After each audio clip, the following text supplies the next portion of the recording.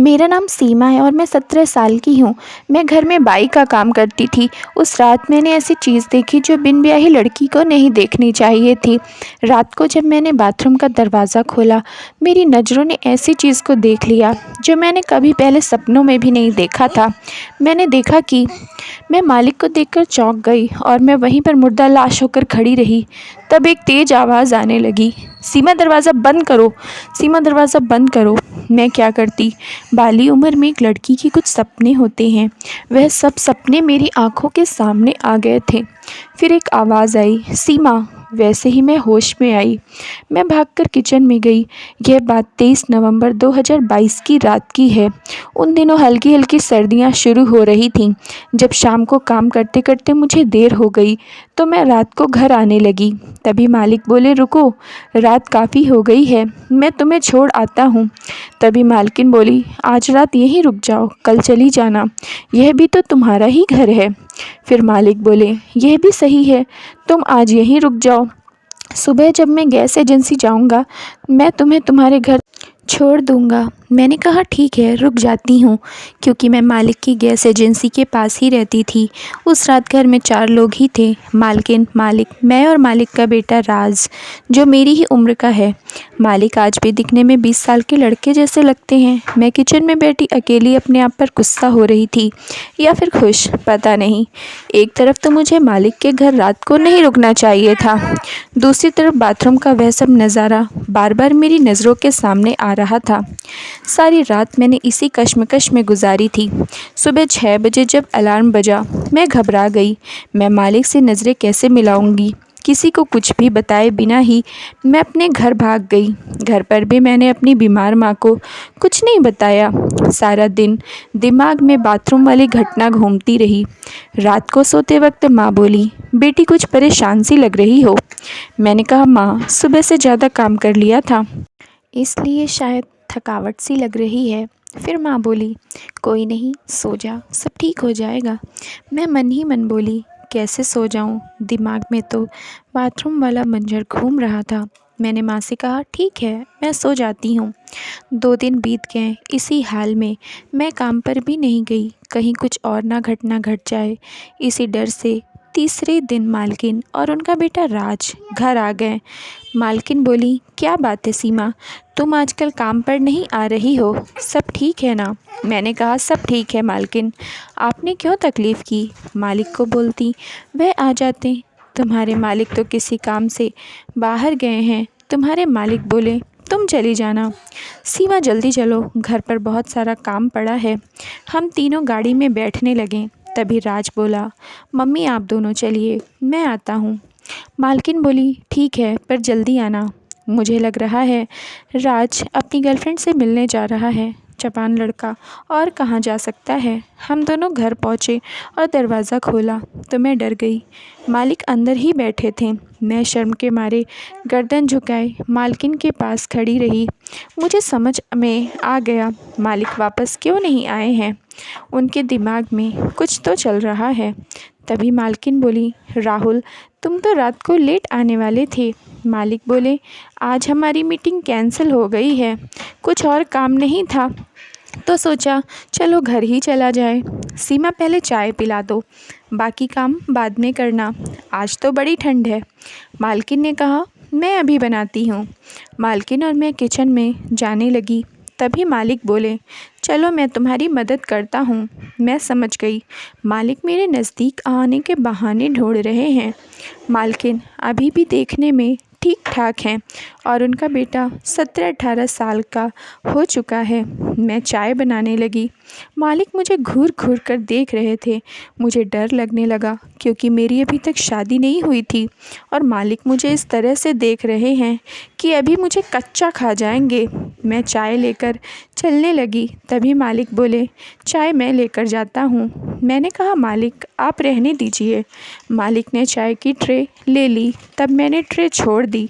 मालिक चाय लेकर चले गए। मैंने घर का सारा काम फटाफट पूरा किया और जैसे ही बाहर चलने लगी, अचानक से मालिक सामने आ गए। मैं उनसे टकराने वाली ही थी, लेकिन बच गई भगवान की दया से। जाते जाते रास्ते में मुझे राज मिल गया, जो अपनी गर्लफ्रेंड से मिलकर आ रहा था। वह बोला, क्या बात है दीदी, आज आप जल्दी जा रही हो? मैंने बहाना बनाते हुए कहा, माँ की तबीयत थोड़ी ख़राब है। ये सब छोड़ो और यह बताओ कि आज उसे क्या दिया तुमने? राज बोला, आज मैंने उसे एक ड्रेस गिफ्ट की। थोड़ा घूमे, कुछ खाए और फिर मैं उसे उसके घर के पास छोड़कर चला आया। राज से बातें करने के बाद मैं घर चली आई। फिर अचानक बैठे बैठे मेरा दिल ज़ोर से धड़कने लगा। बाथरूम का भी मंज़र मेरी नज़रों के सामने आने लगा। मैं सोचने लगी कि क्या यह बात मैं माँ से बताऊं या फिर नौकरी छोड़ दूं। यह ठीक रहेगा, नौकरी छोड़ देती हूँ। अगले दिन नौकरी छोड़ने के लिए बोलने जाने लगी। तभी मुझे ख्याल आया कि क्यों ना नए कपड़े पहनकर जाऊं। जैसे ही वहां पहुंची, मालिक दरवाजे पर ही खड़े थे।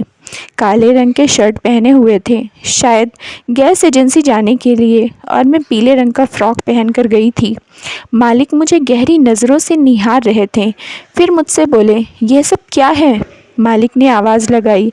तभी मालकिन भाग कर आई और बोली, क्या हुआ, क्या बोल रहे हो?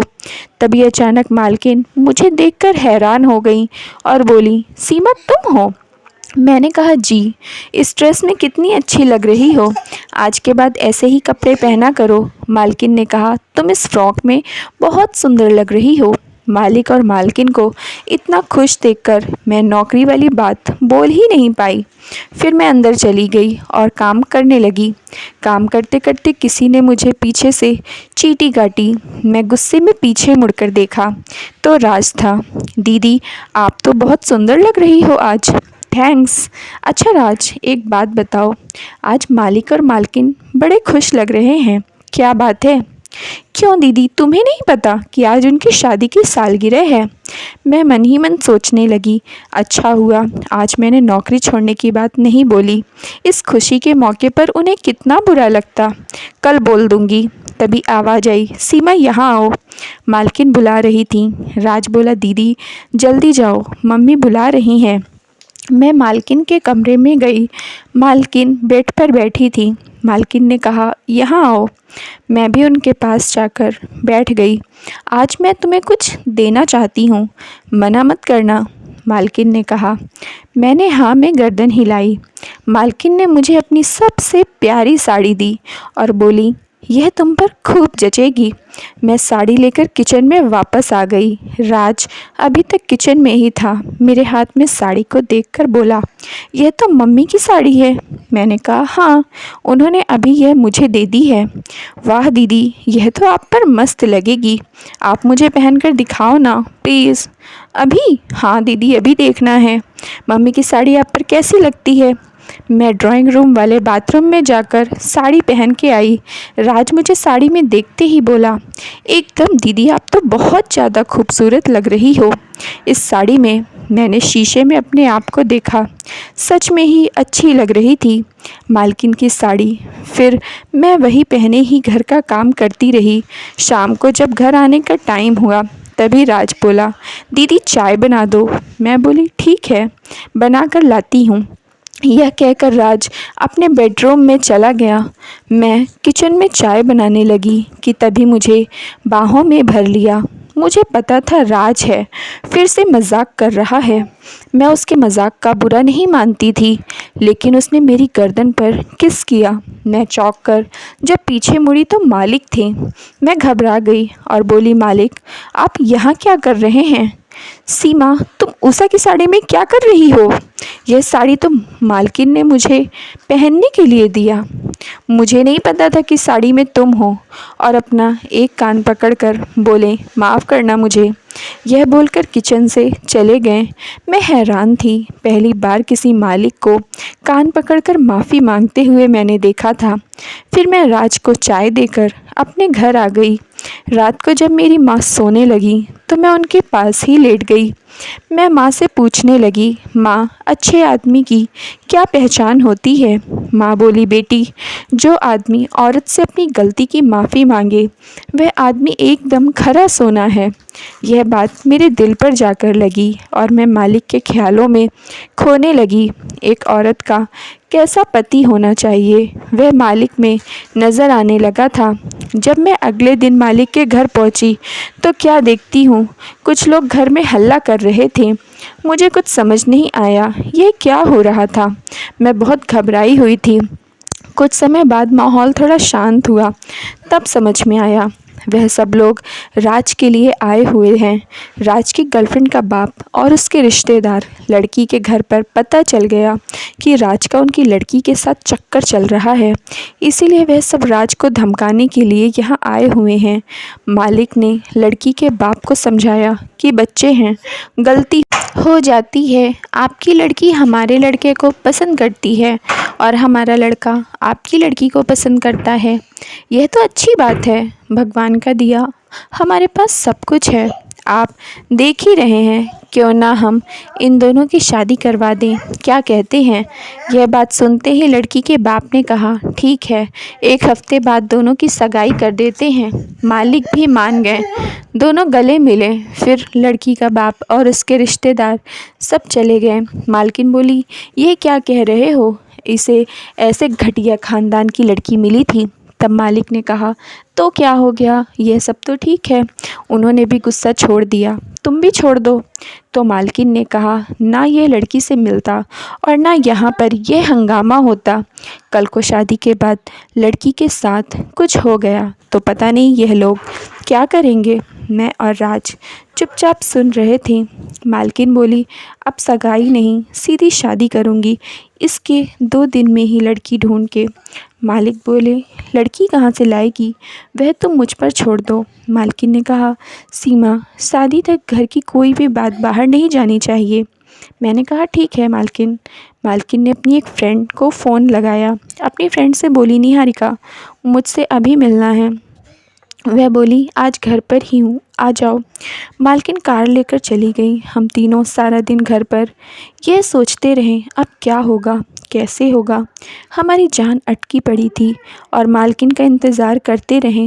देर रात को मालकिन घर पर आई। मालकिन बोली हम कल ही राज की शादी करेंगे। तब हमारी जान में जान आई।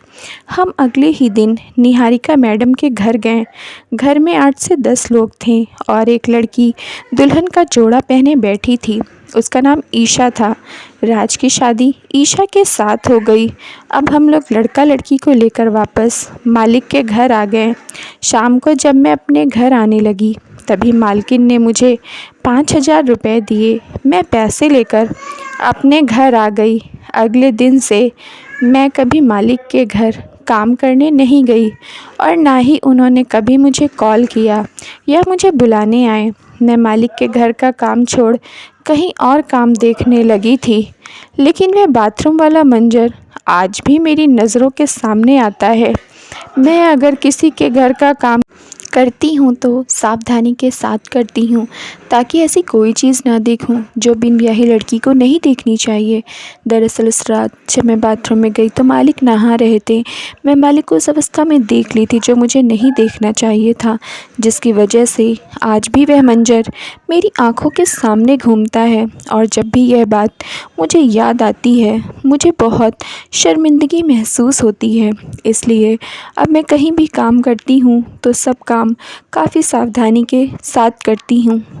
Thank you friends. अगर आप लोगों को स्टोरी पसंद आई हो तो प्लीज़ लाइक कर दीजिए और चैनल को सब्सक्राइब कर लीजिए।